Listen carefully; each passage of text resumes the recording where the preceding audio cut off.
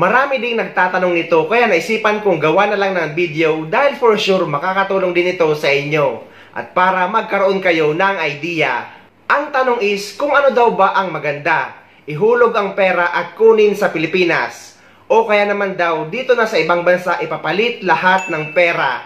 Ang sagot guys, mas maigi na ipadala na lang ang pera sa Pilipinas o kaya naman ihulog sa Philippine bank account mo. Dahil kung dito ka magpapapalit ng pera sa ibang bansa, ay talo ka sa conversion. For example, kung dito sa Dubai, kung ang palit nila sa 1 dirham ay 15 pesos, pero kapag dito ka nagpapalit, ay kukunin lang nila ito ng 13 pesos. So, kung libo-libong dirham ang ipapalit mo, ay libo-libong peso din ang mawawala or matatalo sa'yo. For example, sa Al-Ansari Exchange o kaya naman sa UAE Exchange. Base yan guys sa personal kong experience. So, syempre, hindi tayo papayag ng ganon. Dahil nga kapag pabalik tayo sa ibang bansa, mainit na ang ulo natin kapag hindi tayo nakakuha ng cash refund na 570. Pero kapag magpapapalit ka, magpapatalo ka ng libo-libo, ay wag. Pero guys, babala. Wag nyong isisend sa pangalan nyo kung wala kayong Philippine bank account na paglalagyan or paghuhulugan.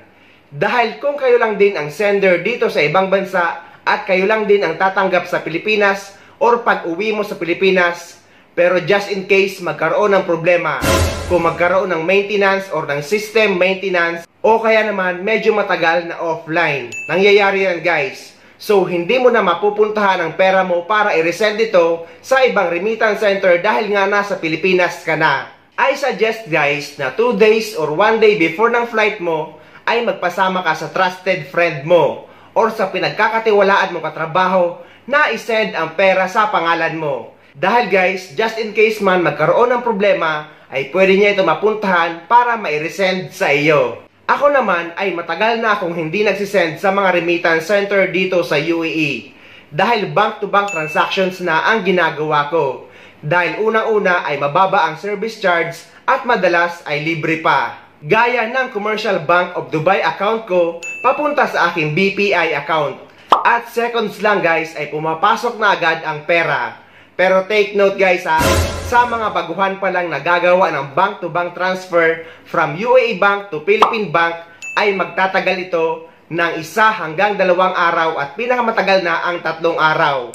Dahil guys, for verification yan. Normal yan guys, kaya wag na wag kayong kakabahan.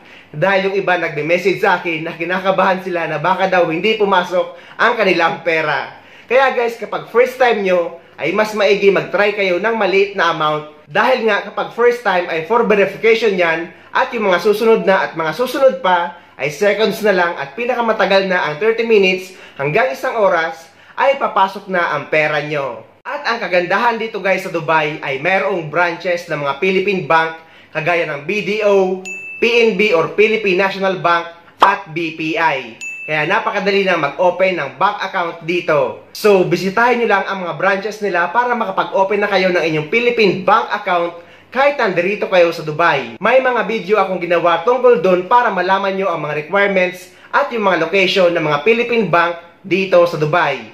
So, ayun guys, sana may nakuha kayong idea at sana nakatulong ang video na ito sa inyo. At sa mga hindi pa dyan nakasubscribe sa channel ko, please don't forget to subscribe my YouTube channel and please click the notification bell para lagi kayong updated sa mga upcoming videos na gagawin ko tungkol sa mga updates sa ating mga OFW. Mula dito sa Dubai, maraming salamat. See you next time.